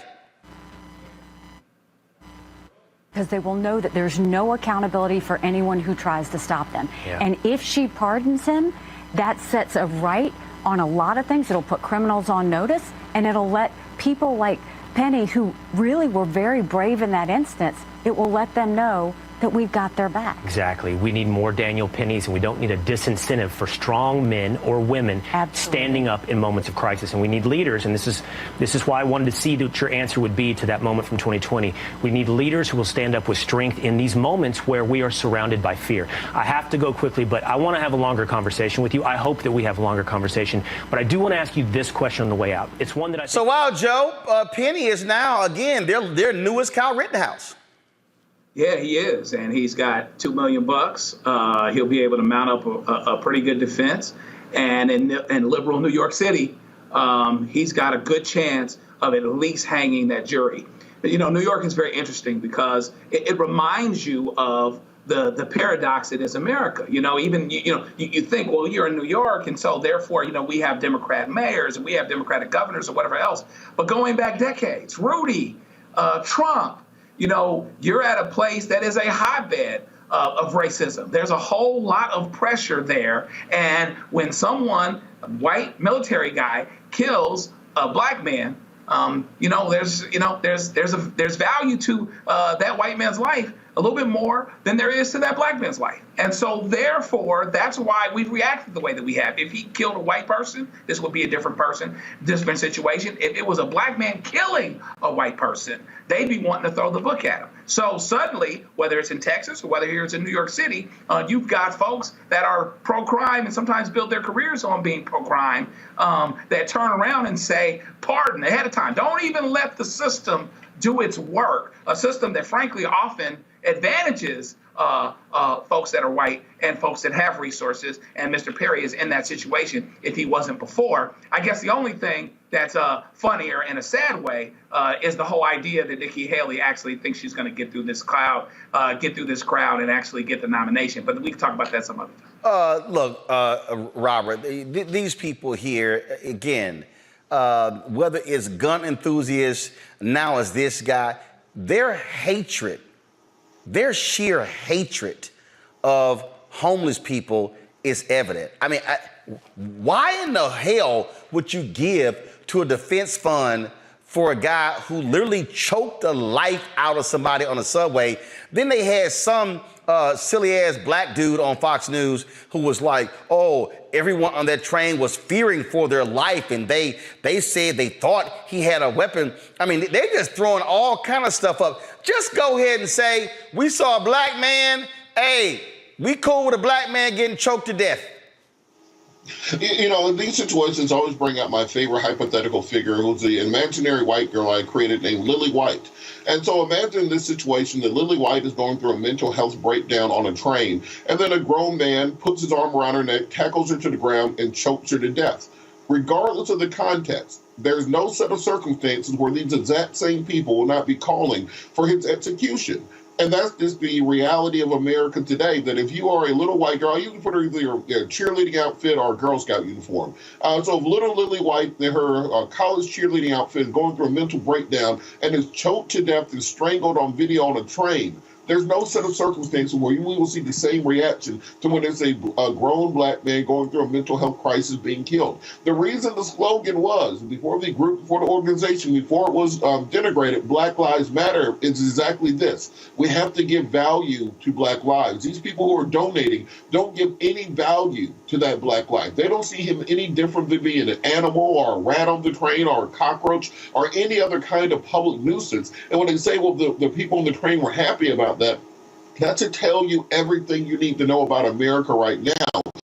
Because we're black and we see people who are poor. We see subhumans in large parts of this society. We see individuals who do not have civil rights or human rights or even the right to exist. We see nothing other than a pest. And that's the way they treated this individual. That's the way these donators are treating him. That's the way right-wing media are treating it. They see somebody who kills a black homeless man as a hero the same way that somebody stepped on a spider. And that's the scariest part of this situation, because all you need is one Upper East Side wealthy Fox News MAGA viewer on that jury who may have had one interaction with somebody or a homeless person or someone on the train one time in their life, and this man will be acquitted, and then will take his millions. He'll go on a media tour like Kyle Rittenhouse. He'll write books like George Zimmerman, and he will be set for life, because the value of a black man in this country is so low that it is actually a tradable asset that benefits people for executing. Rebecca, there was a Latino man in Houston who was on a date, and that was somebody in the parking lot had gotten $20 from the woman he was going to meet on his date and gotten $20 from him. He basically swindled them out of the money. And then when the guy found out that he'd gotten ripped off for $40, he literally got up from the dinner, went outside, went to the parking lot, chased the dude, shot the dude, went back, sat down, and finished the date. It wasn't until a couple of days later that the woman who was on the date, she called the cops, and the guy was arrested for murder. These folks today, they would likely hail him as a hero. And so I'm sitting there going, this dude? And again, I don't know nothing about Daniel Penny, but when you are when you're a former Marine, you are trained to kill in hand-to-hand combat. He knew he could kill that man. He heard this man dying. And these people are saying, oh, that was a great spectacle. These are the folks who if they were back in the Roman days, would be sitting here going, thumbs up, thumbs down. These people are sick and demented. So let's get this straight. So Nikki Haley, who's a contender for the Republican nomination to be president of the United States of America, just ain't contending for nothing. Let's be clear, Rebecca. Her ass ain't contending for nothing. But she announced she's running. Go ahead. So she is acting in furtherance as if she could possibly get the nomination to possibly become the Republican nominee to run for president in these United States of America. She just doubled down and supported vigilantism, and specific white vigilantism, of saying that we need to see people stand up and use strength to deal with issues. So she's saying, like, let's not call the police, because remember, she is a part of a group of people who believe, oh, well, we support the blue, we back the blue, we're, against crime. But she's asking people to take up their own arms or use their own hands and to kill people because they're having a mental health crisis, or even swindling someone out of $40. The penalty should be death. Like, that doesn't make sense. So in between Nikki Haley sending out thoughts and prayers when we see mass shootings in this country, or even Ted Cruz for that matter, and then they step back and they say, oh, well, we need to do more for mental health. You know, what do they mean when they say we need to do more for mental health? We need to have people kill people who are in the middle of a mental health crisis? I am so confused with what is going on here. And I mean that I'm so confused. It's more rhetorical here because I know exactly what is going on here. It's like you said, there is a devaluation of Black lives in this country. And now seeing these videos for certain people who aren't doing their anti-racism work, it becomes snuff. It becomes kind of like almost like a porn for them to watch and to giggle and to laugh. And just like you said, like if this was back during Roman times, a thumbs up, a good job. Or if this was back in the 50s and 60s when you had white families on Sunday afternoons across the South show up to the hanging tree to watch someone get hung, it's the same thing and it's sickening. Now, folks, on today's show, we were supposed to have Congresswoman Sheila Jackson Lee and Congressman Jamal Bowman, but there was a vote, and that vote dealt with Democrats pushing for a resolution to expel Congressman George Santos. And so they were outside on Capitol Hill. I'm just seeing this video here. This is a reporter from CNN shot this video. So Santos was out telling the media he was not going to resign. It was Bowman who yelled at him that he should resign. And then Santos then walked away. Then Marjorie Taylor Greene, she then decided to have a few words with Jamal Bowman. Watch this exchange. What are you talking about? Yeah, migrant children. Listen, you don't know this. No, we don't know the news. I don't know. That's Fox News. That's Fox News. Listen, I need you to save the party. Pay attention. Save the party. What are you talking about? Yeah, migrant children. I must say, Robert, I love the fact that Jamal Bowman ain't got no problem getting in these fools' faces. Why did Marjorie Taylor Greene sound like she was trying to talk to the manager? I mean, like she really just walked up with this level of white woman privilege that is just difficult to comprehend. And the idea that you just get to walk up to another member with no decorum, with no class, with no dignity, with no even understanding of the process. You talk to media after he talks to media, you have a debate, and then you vote on things. That's the way we do in civilized society. But in the trailer park that she's from, apparently you think you just get to walk up and start flapping your gums around. So I'm glad that he handled it with that level of class and dignity. I'm glad that he's able to laugh those things off, but in reality, it's not a laughing matter. This is something that Black men deal with in the workplace and everywhere else, and entitled Karen walking up and thinking they get to talk you then because they don't have any respect for you. So shout out to the brother for handling it in such a good way. Don't roll up on me like that. I'm just going to let you know that right now. Do not roll up on me like that and start flapping your gums. You're going to hear something you don't want to hear. And just be glad that you have brothers like that who can handle it in a more dignified fashion. Also, the side note, historical point, when you put down a thumbs down in Rome, that meant drop your weapons. Thumbs up actually meant killing blow to the throat. It literally turned around during the 17th century. But don't forget when this went down, when they were in the halls of Congress after the shooting in Tennessee, when Bowman let them know they wasn't going to do a damn thing. Force them to respond to the question, why the hell won't you do anything to save America's children? And let them explain that all the way up until election day on 2024.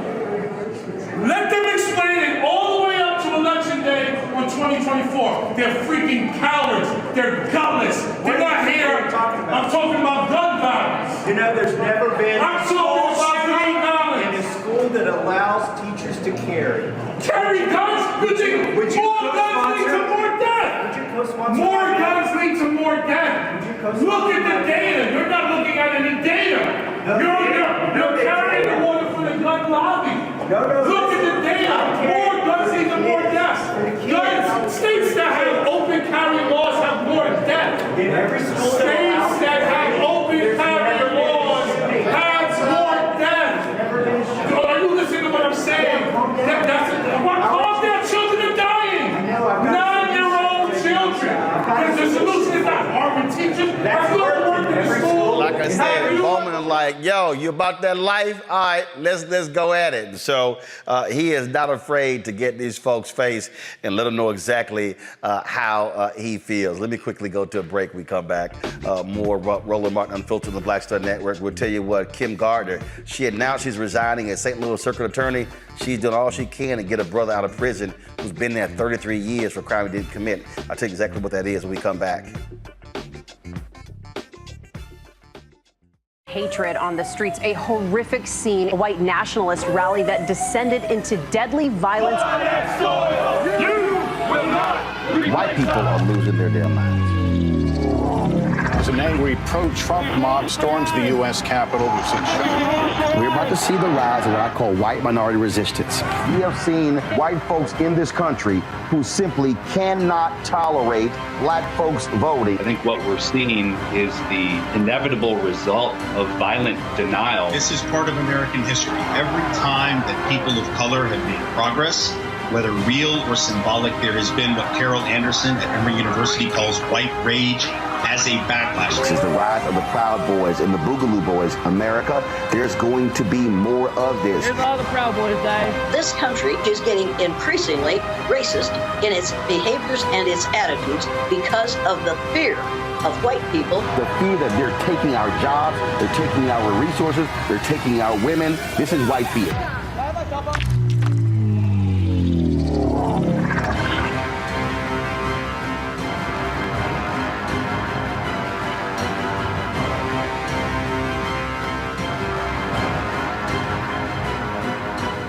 Black Star Network is here. Oh, no punch! I'm real revolutionary right now. Thank you for being the voice of Black America. All momentum we have now, we have to keep this going. The video looks phenomenal. See, this difference between Black Star Network and black-owned media and something like CNN. You can't be black-owned media and be scared. It's time to be smart. Bring your eyeballs home. You dig? Kim Whitley. Yo, what's up? This your boy Ice Cube. Hey, yo, Peace World. What's going on? It's the Love King of R&B, Raheem Devon, and you're watching Roland Martin Unfiltered.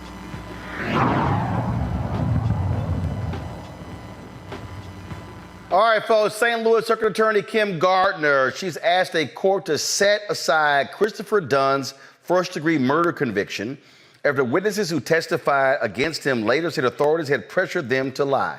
This man has been there for 33 years. In a statement, Gardner said Mr. Dunn has been incarcerated for a crime in which there is clear and convincing evidence he did not commit. We have an ethical duty to work to correct this injustice.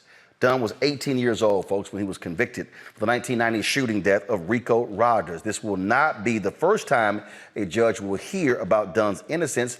At an evidentiary hearing in 2020, Judge William Hickel agreed that a jury would likely find Dunn not guilty based on new evidence, but Hickel declined to exonerate Dunn, citing a 2016 Missouri Supreme Court ruling that only death row inmates could make a freestanding claim of actual innocence. Dunn was sentenced to life in prison without the possibility of parole. Well, Joe, hell, ain't that a death sentence? Yeah, functionally speaking. I mean, you know, I'm glad that the DA is doing a couple of things here. She's on her way out, but this is absolutely the right thing to do.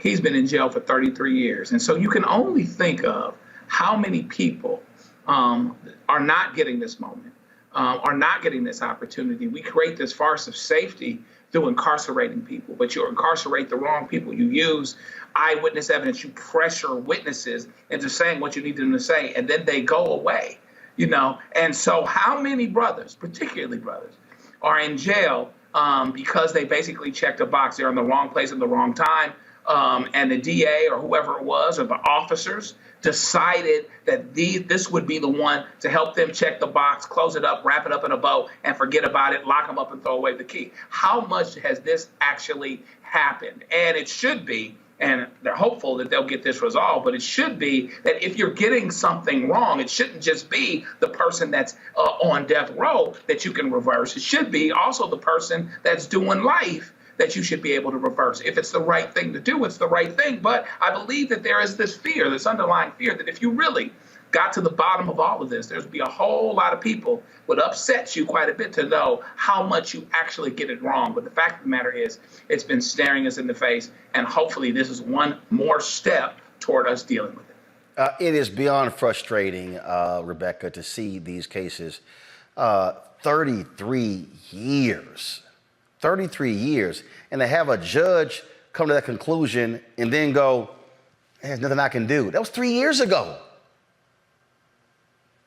You know, if the state can lawfully take your life, if the state can lawfully take your possessions, if the state can, if the state can do those things, then the state can also make it right.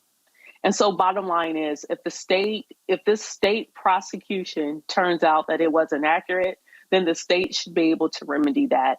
And to say that, everyone's hands is tied, that's just simply isn't good enough. And we need to do better. Like, if this is really going to be a criminal justice system, then justice has to be equal on both sides. It has to be evenly weighted. And that's not what, if it wasn't for this prosecutor, then I don't know that this particular person would even have the ability if it wasn't for this particular prosecutor caring enough to do something about this as she leaves office, I don't think the rest of the criminal justice system in Missouri would even care. And that's the travesty that's here. Well, they won't care because you got Republicans in Missouri, Robert, who don't give a damn. They claim they are pro-life, but they don't care about the life of a black man who has spent 33 years in prison for a crime a judge says he likely did not commit. See, Roland, you're looking for intellectual consistency, and I don't know why you're still looking for this. Just take the example we used earlier about the MAGA saying they want to defund the DOJ, they want to shut down the FBI because of the mistakes in the Trump investigation. Well, if that's the case, then shouldn't we be doing that for every single one of these situations where a man like this is incarcerated for the majority of his life? Because of a crime that he didn't commit? Shouldn't we be devoting national, federal resources to ensure that we can go through convictions on a nationwide basis, find the incorrect ones, and release those people from prison? That just seems like something we should be doing. We shouldn't have to depend on outside organizations like the Innocence Project and the benevolence of progressively minded prosecutors to have justice in this country. We need to put pressure on our federal government to go through and right the wrongs of the past. There are still people.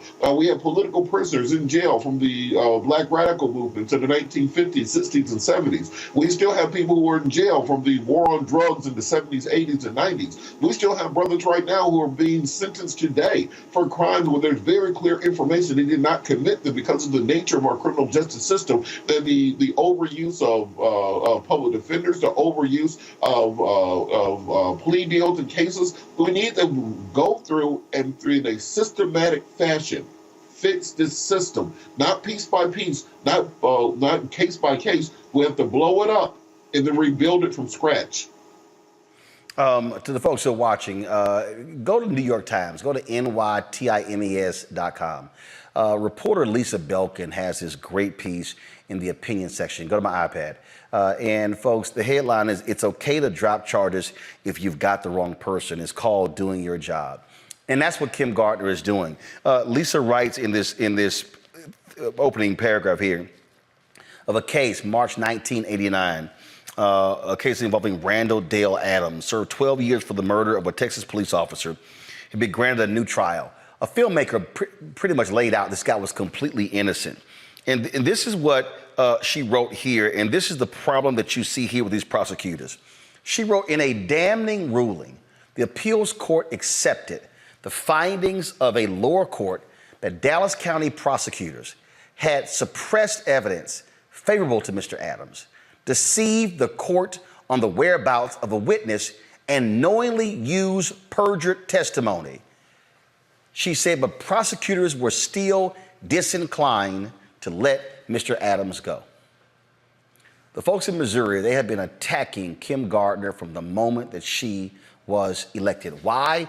Because she actually chose to charge the former Republican governor who was sitting here extorting a woman when it came to he had an affair with, who took some pictures of her and was holding that against her. From that moment, she's ticked them off, and they've attacked her viciously. Her resignation is a result of how they have been attacking her and tearing down her credibility and going after her at every single juncture. And she has been fighting, using the power of her office to get people released from prison who did not commit crimes.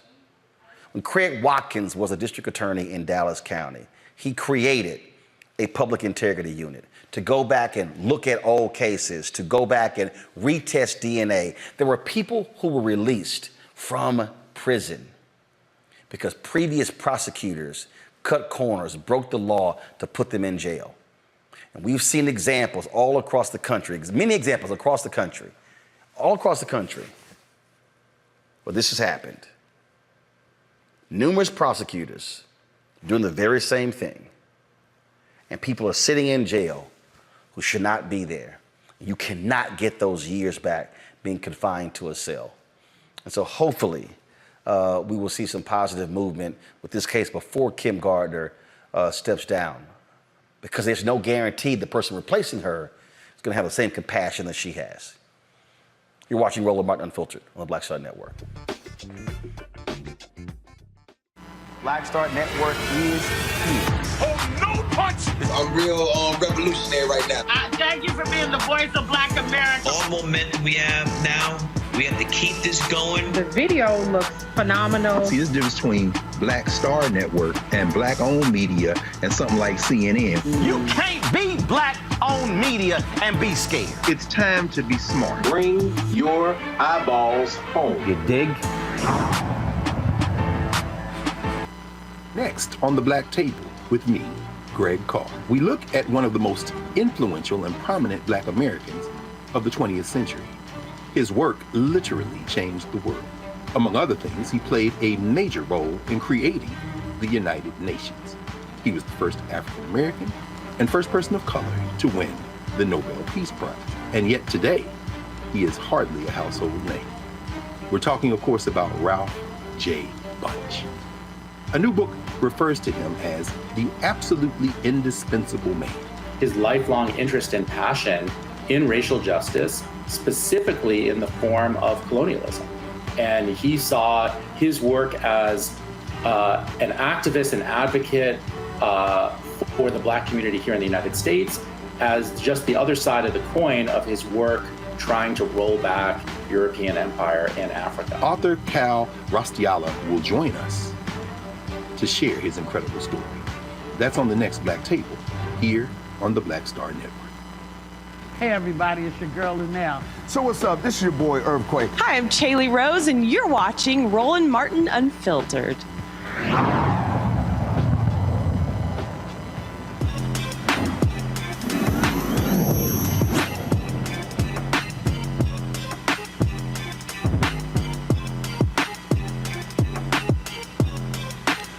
Are you aware that Black indigenous communities that actually purchase items with plastic lack access to recycling areas, live in what are called hot zones for waste incineration, and are more exposed to the toxic chemicals that leak from plastics during use into the air, land, and waterways when those plastics are buried or burned? Well, a Black entrepreneur has created Pivet Plastic.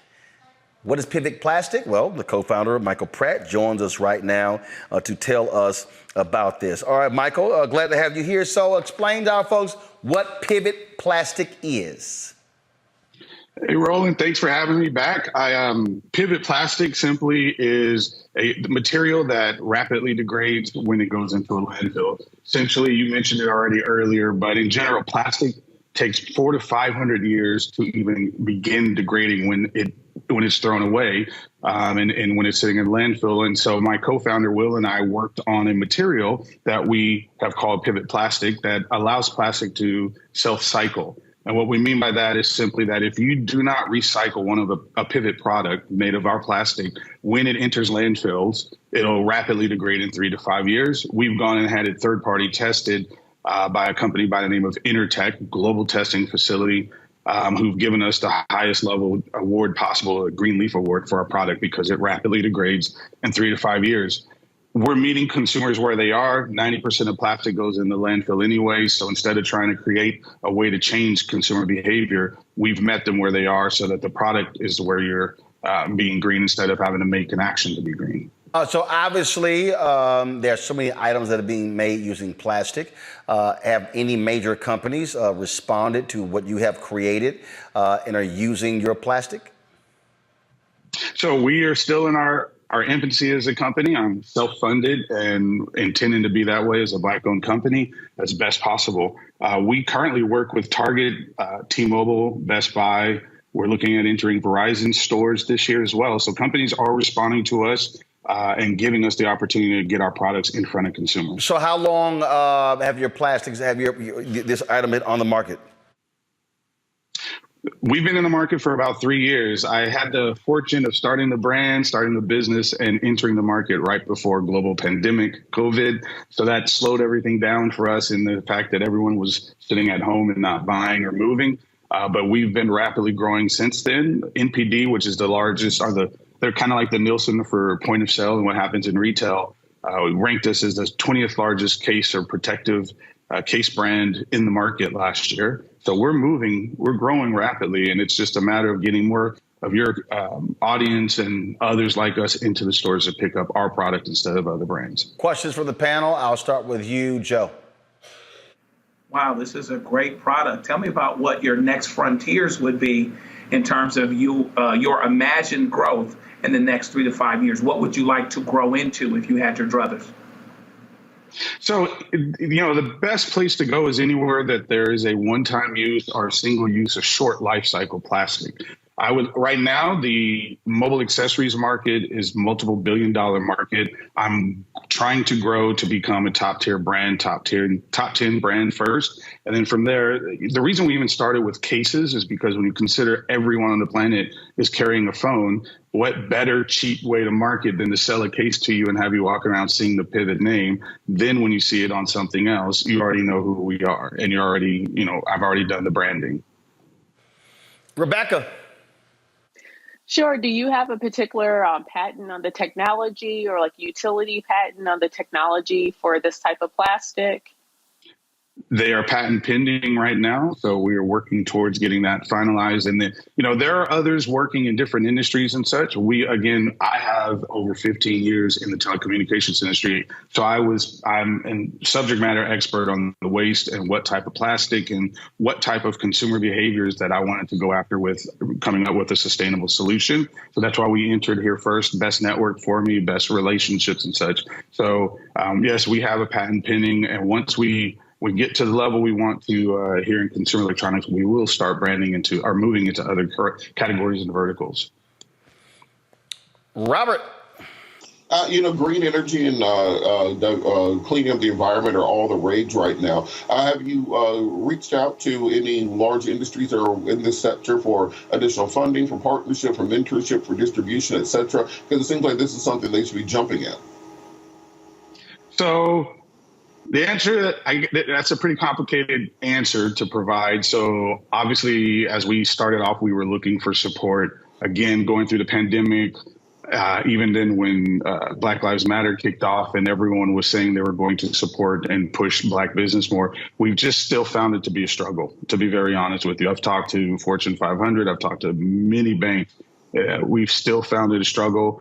We're a revenue generating entity. As I mentioned, I have products nationally available. It's just a struggle. And I'm also happy that I'm privately owned, that it's my business. And while it's taking us a bit longer, our community has generationally been able to create wealth, has generationally been able to create in this society, and had it taken or been limited.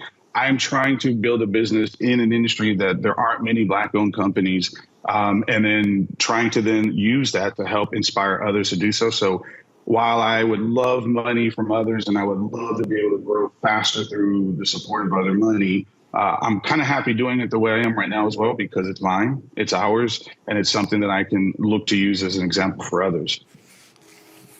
And so my last question, and so what type of products or what type when you're talking to that this product is best used for? What is it? Cases? Is it water bottles? Like what? So the material that we have, our Self-Cycle technology, works on multiple different types of plastic. So any of these plastics that we've tested on and can be manufactured for any type of plastic product use. We focus right now on consumer electronics in the mobile sector. So we manufacture phone cases, we manufacture cases for your AirPods, for your tablets. We make charging products right now, wall chargers, cables. We right now, again, as a consumer electronics focused brand to help get our brand name out and help proliferate our technology, have focused on mobile. So, but to your question, you could use our additive on pretty much any type of plastic. All right, then. Well, look, where can people get more information? You can go to mypivet.com. That's mypivet.com to see our product. Okay. All right, then. Well, look, congratulations. Good luck with Pivet. And hopefully folks will take advantage of the product. I appreciate you having me on. Thanks so much, Roland. All right. Thanks a bunch. I'm going to thank Rebecca, Joe, and Robert for being on our panel today. But before we go, let me do this here. So I'm going to go over here. Here we go to Wyatt. Carol, come on here. Carol, come on here. Don't be saying what the hell. Come on out here. Carol, come on. Don't be saying what the hell. All right, y'all. So y'all may not realize that when you work on our show, you actually, first of all, everybody can't get one of these, so you got to actually be here at least a year. Carol, where you going? Back over here. Where the camera is, Carol. You should know where the damn camera is. All right, so Carol joined us May of last year. Was it May of last year? No, 2 years ago. It was 2 years ago. Okay, it was 2 years ago? 2 years ago on my birthday. When was that? May 20th. May 20th. Okay, all right. I thought it was last year. All right, so anyway, y'all, go where? All right, right there. Okay, cool. All right, just go to the camera right here. Just stay right here. So here we go. So y'all, Carol's jacket is in, and so this is her Rollerbar Unfiltered jacket. You know how we do it. You got your name on it and everything like that. And so boom was right there. So it just came in today. So actually I think it came in before this here, but Toy is slow as hell. She just mailed it. It arrived at my house today. And so Carol, there you go with your unfiltered jacket. And it's DC weather. You might be able to wear that damn thing home because this weather is so stupid. You know, we should be dealing with summer weather right now, but it's still chilly. Don't make no damn sense. We still wearing jackets and sweaters. So there you go, Carol. Thank you. All right, back to the control room. Okay. All right, she like, what the hell he calling me out here for? All right, so y'all, that's it. We got to get out of here and go. So look, I appreciate all of y'all for checking us out, supporting us in what we do. Of course, we're all about, of course, covering the news that matters, cover the news that matters, and so your support is critical. So first and foremost, do me a favor, download our app, Black Star Network app, Apple phone, Android phone, Apple TV, Android TV, Roku, Amazon Fire TV, Xbox One, Samsung Smart TV.